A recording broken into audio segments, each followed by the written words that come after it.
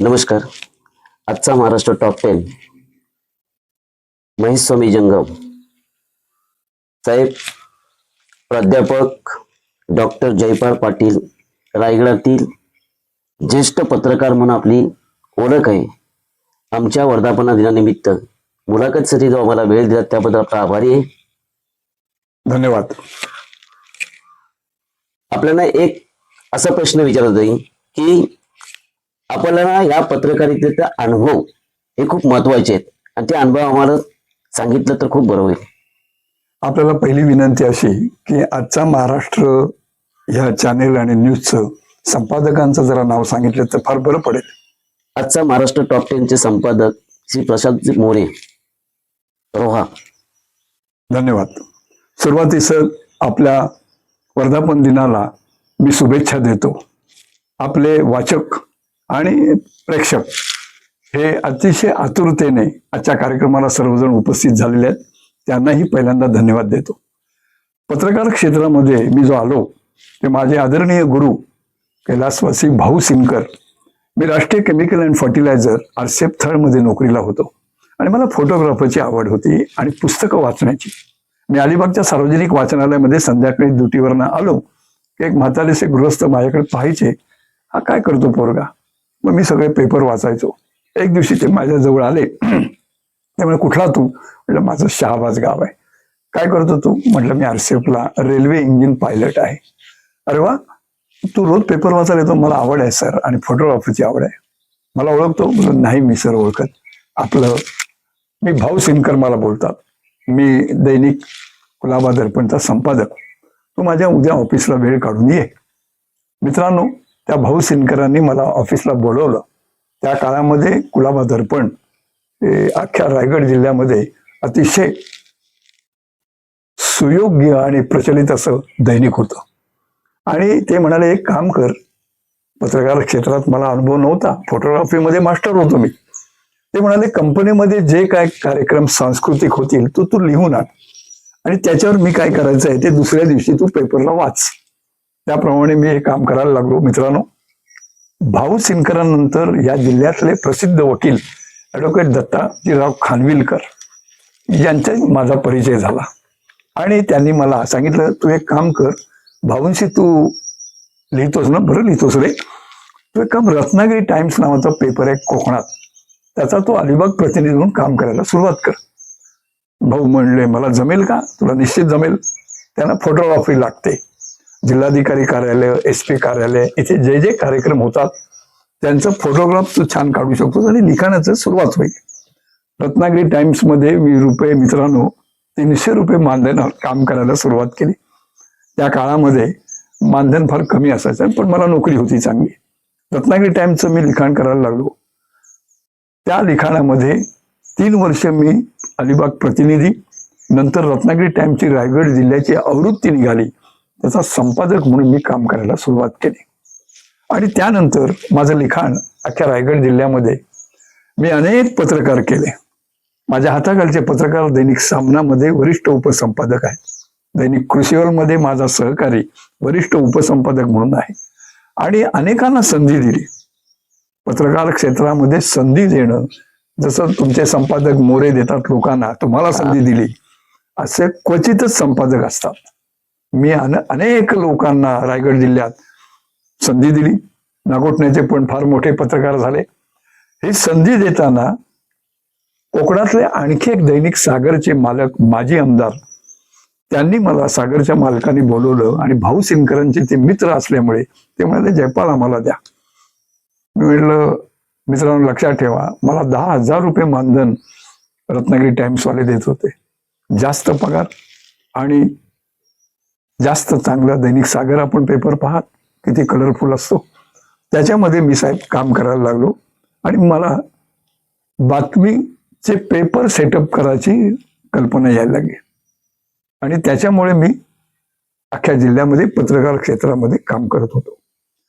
दुसरं, माझे आध्यात्मिक गुरु प्रसिद्ध डॉक्टर नानासाहेब धर्माधिकारी यांनी मला बोलवलं आणि सांगितलं, अरे तुझं लिखाण फार चांगलं असतं रे, तू या रायगडच्या युवकांसाठी काहीतरी वेगळं कर. म्हणलं आपला आदेश असेल तर मी निश्चित करेन, मग त्यांनी मला सांगितलं, रायगडचा युवक हे शब्द मी घेऊन दिल्लीला, कसं आहे वृत्तपत्र चालवताना दिल्लीला सगळं परमिशन घ्यावी लागते, बरोबर आहे. त्याप्रमाणे रायगडच्या युवकची परवानगी घेतली आणि माझं स्वतःच रायगडचा युवक साप्ताहिक सुरू केलं. पण नानांना मी एक अट सांगितली की आपल्या शुभ कमल हाताद्वारे माझं साप्ताहिकाचं प्रकाशन झालं पाहिजे. मित्रांनो, हे सगळं करत असताना 14 वर्ष मी साप्ताहिक चालवलं. मालक संपादक जसे तुमचे मोरे आता काम करतात, कारण का साप्ताहिक चालवणं फार पुढच्या वेळेला मी सांगेन तुम्हाला. अतिशय सुरेख 14 वर्ष मी दिवाळी अंक काढत होतो. दिवाळी अंकाला मिळालेले पैसे संपादकांना दर आठवड्याला संपवावे लागतात. अशा प्रकारचं दैनिक साप्ताहिक माझं चालू राहिलं रायगडचं युवक, आणि ही प्रगती होत गेली. डॉक्टर साहेब, मला असा एक प्रश्न विचारायचा आहे. तुम्ही पत्रकार क्षेत्रामध्ये काम करत असताना आज तुम्ही सगळीकडे बघतात की सामाजिक लेवलला सुद्धा तुम्ही बांधिलकी जोपासली आहे. हे कसं काय? पत्रकार एक पत्रकार असतो, पण सामाजिक लेवलकडे आपण जात असताना एक पत्रकार म्हणून आपण कशा दृष्टिकोनातून पाहिलं गेलं? तसा मी थोडा समाजसेवकच होतो मुळात. कारण मी शेतकरी कुटुंबातला आहे आणि माझं गाव शहाबाज आहे. वडील माझे पोलीस खात्यात होते. पण दुसऱ्यांना मदत करावी ही भावना, तसं नाना धर्माधिकाऱ्यांचं जसं सोबत गेलो तर लोकांना मदत करावी या मताचा मी झाल्यामुळे सामाजिक कार्य करायला पाहिजे, तर मला लायन्स क्लब अलिबागने सभासद केला. जगातली उत्कृष्ट संस्था आहे लायन्स क्लब. तिचा मी कार्यकारिणी सदस्य, सचिव आणि सगळ्यात चांगलं काम साईट फर्स्ट चेअरमन. डोळ्यांची जी ऑपरेशन्स होतात लोकांची, ते मला लहान मुलं पहिल्यापासून आवडतात. त्यामुळे मी अख्ख्या अलिबाग तालुक्यातल्या रायगड जिल्हा परिषदेच्या तर्फे लहान मुलांची डोळ्यांची मोफत तपासणी केली. नंतर मी अतिशय लायन्स क्लब अलिबागचा 25व्या वर्षीचा मी प्रेसिडेंट झालो आणि मला लायन्स इंटरनॅशनलने उत्कृष्ट बेस्ट प्रेसिडेंट अवॉर्ड दिला. नंतर मला साईट फर्स्ट चेअरमन अवॉर्ड दिला आणि मला आनंद झाला. ही सेवा करताना आपण पत्रकाराच्या माध्यमातून आम्ही असे पत्रकार आहोत की जे काही दिसेल ते न घाबरताना लिहिण्याचं काम केलं की तो हाडाचा पत्रकार होतो. आणि ही भाऊ खानविलकर आणि ॲडव्होकेट दत्ताजीराव खानविलकरांची देण आहे की कोणाचीही भेदभाव ठेवायची नाही. राजकीय पक्षांची तर नाहीच, ते आपले दाते आहेत जाहिरातीचे. त्यामुळे कधी काळी आपली लेखणी कमी पडते, ती पडून द्यायची नाही. जे सत्य आहे ते निर्भीडपणे मांडण्याचं काम प्रत्येक पत्रकाराने करावं असं माझं मत आहे. आणि ही समाजसेवा करता करताना आता मी जे पत्रकार 40 वर्ष मला पूर्ण झाली आणि मी आग लागली, पूर आला, अपघात झाला की लोकांनी मदत त्याच्यात उतरून केली पाहिजे. हो, सरकार येईल, त्याला वेळ लागणार, पण आपण पण केली पाहिजे ह्या मताचं मी झाल्यामुळे आज पूर्ण जगामध्ये आपत्ती व्यवस्थापनाच्या विषयामध्ये मी तज्ज्ञ झालो. आणि आपल्याला सांगायला हरकत नाही की 50,000 नागरिकांना मी पूर्ण केले जिल्ह्यातले. तेव्हा आदरणीय आत्ताच्या मंत्री महोदया आपल्या कुमारी आदितीताई तटकरे या जिल्हा परिषदच्या अध्यक्ष होत्या. आमचे आस्वाद पाटील हे उपाध्यक्ष होते. त्या दोघांनी मला सांगितलं की काका फार चांगलं काम केलं तुम्ही. मला आपलं करत राहायचं, हे आमचं काम आहे. नानांच्या म्हणजे त्या आम्ही क्षेत्रात असल्यामुळे आम्ही बोलून दाखवत नाही, आम्ही करतो. अपघात झाला की जिथं अख्ख्या अलिबाग तालुक्यात मी आणि माझा एक सहकारी आहे विकास रणपिसे म्हणून, फोटोग्राफर कम आम्ही सगळेच ना पटरी एक आहे ना, तिथे साहेब बे पण आहे.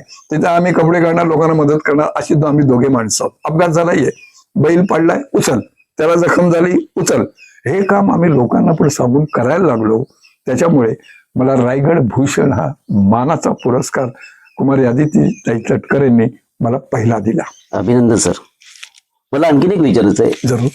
नानासाहेब धर्माधिकारी चॅरिटेबल ट्रस्टच्या माध्यमातून किंवा अनेक उपक्रम राबवले जातात. जी. तशाच प्रकारच्या त्यांच्या पावलावर पाऊल ठेवून आपण सुद्धा उपक्रम राबवतात.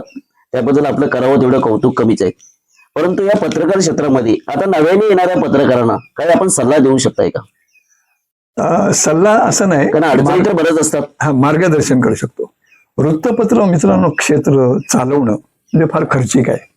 प्रेसवाल्याला दर आठवड्याला साप्ताहिक जर चालवत असाल तर किमान 7,000 ते 8,000 रुपये द्यावे लागतात.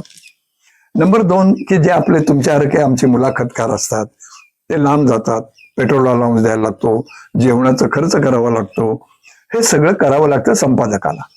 आणि ते संपादक तारेवरची कसरत करत असतो, कुठलाही संपादक. मग हे जे पत्रकार नव्याने येतात त्यांनी एकच काम करावं, जे जे सुंदर, जे जे उत्तम दिसेल ते जनतेसमोर मांडायचं त्यांनी काम करावं, असं माझं मत आहे. गेली 40 वर्ष मी हेच काम करत आलो की अन्याय असेल कोणालाही न घाबरताना अन्यायाला वाचा फोडा. तुम्ही अतिशय सुरेख काम करत असाल, समाजसेवा करत असाल, पत्रकारिता करत असाल तर दरवर्षी महाराष्ट्र शासन माहिती आणि जनसंपर्क विभाग एक आहे, त्याचे आपले प्रमुख आहेत मनोज सानप साहेब, अतिशय फार चांगले गृहस्थ अधिकारी आहेत. ते रायगड जिल्ह्याचे माहिती अधिकारी तर आहेतच, ठाणे जिल्ह्याची त्यांच्यावर जबाबदारी आहे, त्याहून पुढे कोकणचे ते प्रमुख आहेत. त्यांची जी पत्रकारांना मदत करण्याची जी वेळ आहे ती तुम्ही आठवणीने करा. नव्याने आलेले पत्रकार क्षेत्रातली जी माणसं असतात, गर्विष्ठपणा तुम्ही करू नका. कारण समोरचा माणूस किती करोडपती आहे हे आपल्याला कळत नाही. तुम्हाला बघताना वाटेल साधा माणूस आहे, तो आपल्याला विकत घेईल, अशा प्रकारची माणसं असतात. तर तुम्ही कोणाला कमी लेखू नका. बघा तुमची प्रगती कशी होते. जे जे लोक पत्रकार क्षेत्रात आहेत, जे जे वृत्तपत्र चालवतात, आमचे जे तुम्ही आज जिथे आलात ते आमचे कोट्याधीश मित्र आहेत, ते असे धरून पैसे लोकांना देतात जाहिरातीच्या बाबतीत. त्यांना माहिती आहे, जग पाहिलेलं असतं. जाहिरातीसाठी आपल्याला ज्या राजकीय लोकांकडे उंबरठे झिजवायला लागतात, दिवाळी अंक आपण काढतो आणि मग ते वसुली जी असते ना, त्याच्यासाठी डोक्यात राग न ठेवताना प्रत्येकाने विनयशीलपणे हात जोडून नमस्कार केला तर ते राजकीय आमदार असो, आपले खासदार असो लोकप्रिय, ते म्हणणार अरे 2 वेळा आला होता ना, त्यांचे ते काय बिल आहे देऊन टाक. त्याला माहिती असतं हा 4 वेळा गाडीवर आलाय माणूस पत्रकार. ही माणसं फार चांगली आहेत. नंबर 2, कुठल्याही पत्रकारांनी राजकीय पक्ष जे आहेत एका पक्षाची बांधिलकी बांधू नये किंवा तळी उचलू नये. तुम्हाला पत्रकार म्हणजे नारद मुनी आहेत, जे जे दिसेल चांगलं उत्तम त्याचं लिहा. आपले काही पत्रकार नव्याने जे आले क्षेत्रात ते काय करतात, ते कॅमेराचा हल्ली हातात आल्यामुळे एखाद्या ठिकाणी कदाचित आपल्या गावातला सरपंचाचा आपला राग असतो, मग आपला फोटो काढला की खासदार साहेबांच्या बाजूला तो असणारच ना सरपंच, त्याला कापायचा. लोक निष्णात आहेत, लोकांना कळतं की खासदार साहेबांच्या बरोबर हा पाटील होता, मग हा कसा काय गेला. आमच्या पत्रकार क्षेत्रात असे असंख्य वीर आहेत की ते हे उद्योग करतात. कृपया मी नवीन आलेल्या पत्रकारांना सांगेन, जो फोटो आहे तसाच छापा, कुठलाही पक्ष आहे. कारण का पत्रकार म्हणले की कुठले भाजपचा कार्यक्रम असो, राष्ट्रवादीचा असो, जय भीम लोक म्हणजे आंबेडकरांचा असो, तर आपल्याला बातमी घेणं क्रमप्राप्त आहे. बरोबर. सगळ्यात महत्वाचं, नव्याने आलेल्या पत्रकारांनी प्रत्येक राजकीय पक्षाची बातमी छापलीच पाहिजे. त्याचा फायदा आपल्याला असा, दिवाळी अंक काढावा लागतो, वर्धापन दिन आला, आता आमचे मोरे साहेब सगळीकडे गावभर धावतायत, जाहिरात द्या जाहिरात द्या. तो काम आहे, आमचं आद्य कर्तव्य आहे. जाहिराती मागून पेपर चालवणं म्हणजे तुम्ही बरोबर पेपर चालवणार. चुकीचे लोकांना दम देऊन ही बातमी छापू का, असं करू का, असं चुकीचा व्यवहार करून कोणाकडनं पैसे घेऊ नका, या मताशी मी सहमत नाही. कारण आपलं नाव, कारण का ज्या पत्रकार क्षेत्रात दिग्गज लोक, लोकमान्य टिळक होऊन गेले, मोठमोठे जे ज्यांची नावं घेतली जातात, बाळशास्त्री जांभेकर होऊन गेले, त्यांनी समाजाला असा आदर्श दिलाय. तुम्ही अभ्यास करा आणि लोकांना चांगलं द्या. ही पत्रकारिता तुम्हाला ज्या ठिकाणी तुम्ही चलाल संपादक महोदय, तिथे तुमचं स्वागतच होईल.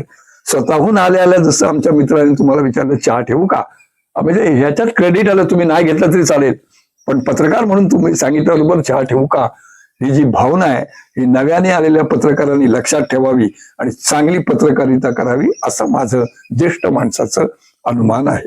सर, मला आणखीन एक म्हणायचं आहे की तुमच्या नावापुढे प्राध्यापक लावलं जातं, प्लस 2 डॉक्टरेट लावलं जातं. याचं गुण काय नक्की? नाही, गुण असं काही नाही साहेब, ही समाजसेवा आहे. समाजासाठी अविरत काम केलेलं, नोंद घेणारे, मग अशी बोललो की लोक असतात.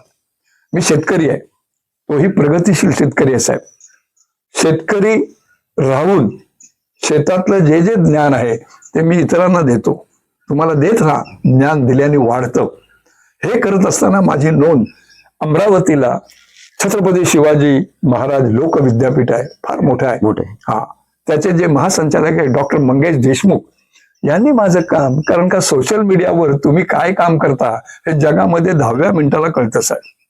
10 नाही तर ऍक्टिव्ह. हा, तर त्याच्यामध्ये त्यांनी माझं बघितलं की हा शेतकरी ऍक्टिव्ह करतो, मित्रांनो, महाराष्ट्र मी ज्या माझी 3 एकर जागा हे माझे मित्र आहेत 25 एकर जागेचे मालक.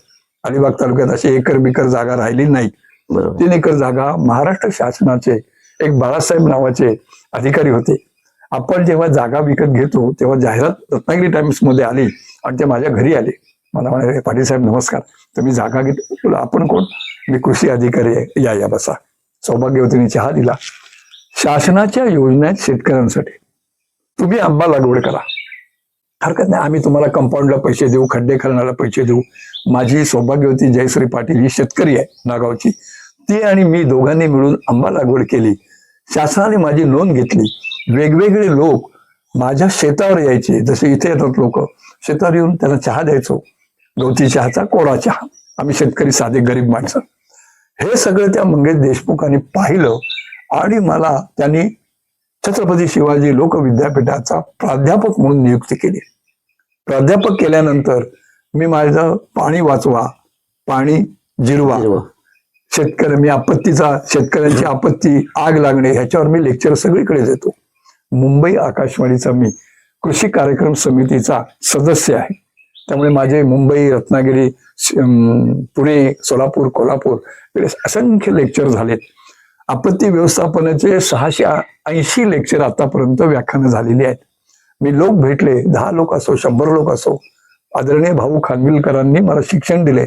एकदा का तुला प्रमुख पाहुणा कोणी बोलवला तर 50 जण जरी असले आणि 11 वाजता बोलवलं तर भाषण चालू करायचं. हे अख्ख्या भारतात me the most time is money. Yes, वेळेचं, कारण त्याला वेळ नाही ना लोकांना, ते करायचो. मला संचालक केला भारताचा आणि डॉक्टरेट दिली पहिली. अभिमानाची गोष्ट या सोशल मीडियाद्वारे स्वर्गीय दीनदयाळ उपाध्याय, मथुरा, उत्तर प्रदेश, फार मोठी नामांकित हिंदी विद्यापीठ आहे. त्यांच्या कुलगुरूंनी माझं हे सगळं अभ्यास केल्यानंतर ठरलं की मला आमंत्रित केलं आणि सन्मानाची 2री डॉक्टरेट मला दिल्लीमध्ये देण्यात आली. हा माझा अभिमान आहे, म्हणून मी प्राध्यापक आणि डॉक्टर आहे साहेब. सर, मला आणखी एक शेवटचा प्रश्न विचारायचा आहे. शेवटचा प्रश्न की आपण हे सगळं पत्रकारितेच्या माध्यमातून जी हे सगळं करताय, अजूनही तुम्हाला असं वाटलंय काय की कोकणातला शेतकरी जो आता हतबल झालेला आहे, XYZ कुठल्याही कारणाने हतबल झालेला आहे, पण यदा कदाचित आपल्याला आज नाही पण पुढच्या आणखीन 2 वर्षामध्ये जे भाताचं कोठार म्हणून म्हटलं जातं रायगड जिल्हा, तो कमकुवत होत चाललेला आहे. त्यासाठी तुम्ही शेतकऱ्यांसाठी काय सांगू शकताय का? कसं आहे, आपले व्यवहार म्हणजे उद्योगधंद्यानिमित्त गावाकडचे शेतकरी मुंबई, पुणा बाहेर गेले होते आणि तिथलं प्रदूषण, त्या प्रदूषणामुळे करोडपती झालेली माणसं आजारी पडली. कोविडमध्ये महात्मा गांधींनी आपल्याला एक सल्ला दिलाय की खेड्याकडे चला, आरोग्यम धनसंपदा. मी जर शेतकरी म्हणून काम माझ्या शेतात केलं तर मला कसलाही रोग होत नाही. तुम्ही मुंबई, पुण्याला राहून खोकला होतोय, आजारी पडतोय. प्रत्येक बांधवानी आपण शेतीच केली पाहिजे, तर आपल्या शेतीचं उत्पन्न, सेंद्रिय शेती करा, ह्या मताचा मी आहे, ज्याच्यामुळे तुम्हाला आर्थिक उन्नती. नुसत्या शेवग्याच्या झाडं लावलीत ना तर महिन्याला मी 80,000 रुपये कमवतो शेवग्याच्या झाडांची. काय लावलं पाहिजे? आमचे मित्र तिथले सांबरीचे, त्यांनी इथे शेतीमध्ये केळी लावलेत. केळी किती महाग आहेत. नंबर 2, त्यांनी आता इथे गोशाळा काढले, गोवऱ्या. काय नेमका शेतीमध्ये उद्योग केला पाहिजे ह्याची जाण घ्या की तुम्ही आर्थिक सुबत्ता तुमची चांगली येईल. त्यामुळे शेती विकू नका आणि शेतामध्ये उत्पन्न घेण्याचं काम करा. तर आपला कोकणचा शेतकरी कोणाचं न ऐकण्यापेक्षा, म्हणजे उगीच आपलं सकाळी चालल्यानं बॅनरबाजी करतोय ना, बोंबबाजी करतोय ना, नाक्यावर भजी खातोय, तुम्ही काहीतरी लागवड करा. बघा इथे आमच्या शेतामध्ये यांच्या लिंब लागलेत. लिंब किती महाग आहेत. आयुर्वेदिक गवती चहा लावा, बरोबर, शेवग्याच्या शेंगा लावा, जे बाजारामध्ये विकलं जाईल आणि रोख पैसे मिळतील. हे शेतकऱ्यांनी या पुढच्या कोकणातले केलं तर कोकणातला शेतकरी अति गर्भश्रीमंत. कारण मी इस्रायलला जेव्हा जाऊन आलो, महाराष्ट्र शासनाने मला अभ्यास दौऱ्याला पाठवला, त्यावेळेला तिथला शेतकरी 90% शेतकरी अलिबाग तालुका, रोहा तालुक्यातले आहेत. इस्रायलमध्ये काय उत्पन्न काढतात आणि सगळे 4 व्हीलर गाडीवाले सगळे शेतकरी तिथे. तसा आपला माणूस श्रीमंत होऊ शकतो. शेतकऱ्यांनी धीर ठेवावा आणि मेहनत करावी. शासनाच्या ज्या योजना आहेत त्याचा पुरेपूर लाभ शेतकऱ्यांनी घ्यावा असा मी सल्ला देईन. आपलं जे वृत्तपत्र आहे आजचा महाराष्ट्र टॉप आजचा महाराष्ट्र हे अतिशय सुरेख काम जिल्ह्यामध्ये करतंय. आणि मी विनंती सांगेन की आपण याच्या पुढे वर्धापन दिनानंतर तुम्हाला काही जरी मदत लागली, शासकीय योजना ज्या कृषीच्या आहेत त्या तुम्हाला मी दर आठवड्याला लिहून पाठवत जाईन. त्याचे कसलेही पैसे मला द्यायचे नाहीत. आणि आपला साप्ताहिक आणि आपलं चांगलं यशस्वी व्हावं, संपादकांना आणि तुमच्या सर्व टीमला शुभेच्छा देतो. आणि आपला पेपर साप्ताहिकाचं दैनिक व्हावं अशी शुभेच्छा देतो. जय हिंद, जय महाराष्ट्र. धन्यवाद साहेब.